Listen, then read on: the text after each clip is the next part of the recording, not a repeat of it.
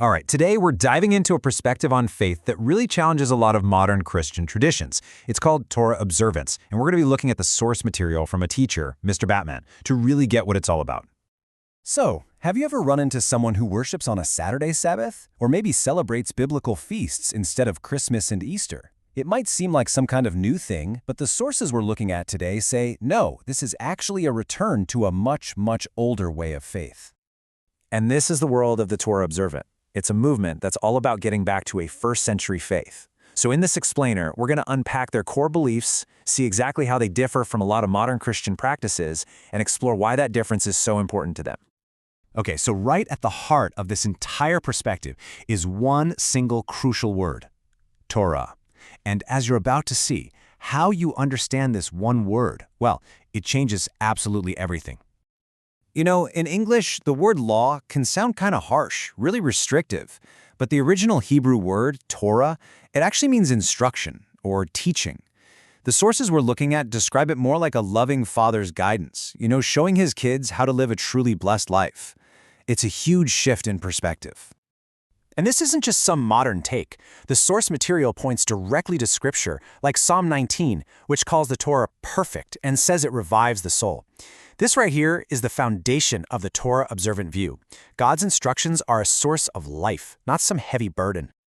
So this positive view of the Torah, it leads to a major fork in the road, theologically speaking, and it separates this perspective from many mainstream traditions. It all comes down to one big question. Who are God's people? On one side, you have what the sources call replacement theology.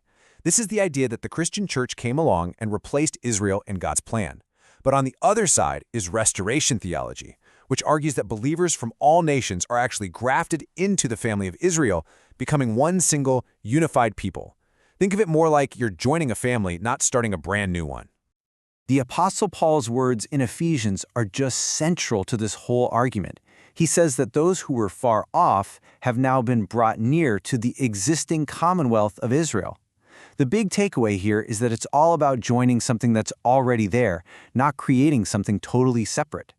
And here's a really critical point from the source material. The New Covenant itself, which is often seen as the foundation of Christianity, was promised way back in Jeremiah specifically to the house of Israel and with the house of Judah.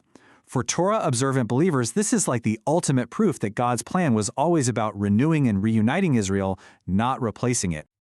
Okay, so what does all this actually mean in practice? I mean, how do these theological beliefs translate into a daily walk of faith? Let's take a look. This is where the rubber really meets the road. So instead of Sunday worship, you've got the seventh-day Sabbath.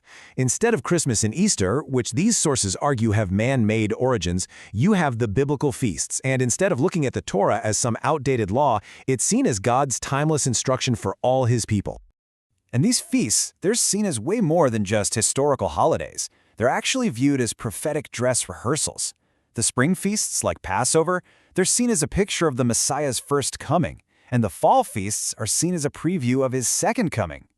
A really crucial point from this perspective is that these are not just Jewish holidays.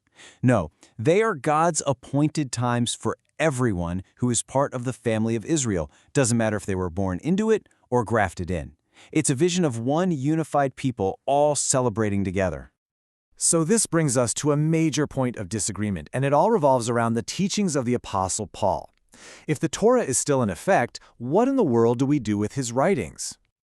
Yeah, a lot of people believe Paul taught that the law was a curse that was nailed to the cross. So if that's the case, how could the Torah possibly still be relevant today? Let's see how the source material handles this one. Well, the Torah-observant view argues that this is just a big misunderstanding of what Paul was saying. The Torah itself isn't a curse, it's a blessing. The curse is the penalty for disobedience, and it's from that penalty, not from the instructions themselves, that the Messiah redeems us.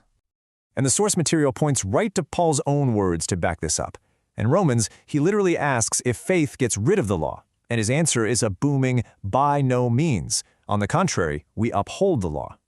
And this makes perfect sense when you look at how the New Testament actually defines sin.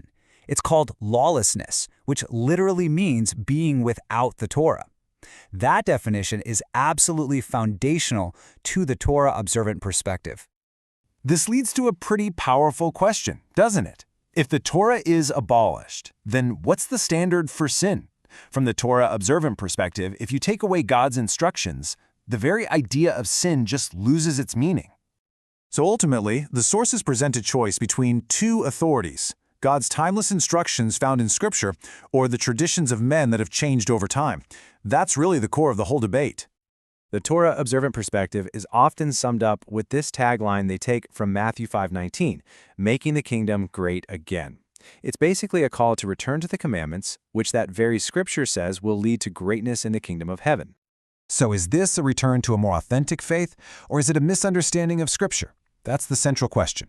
If you want to dig deeper into this whole perspective, the source material points you to biologosacademy.com. Thanks for joining us for this explainer.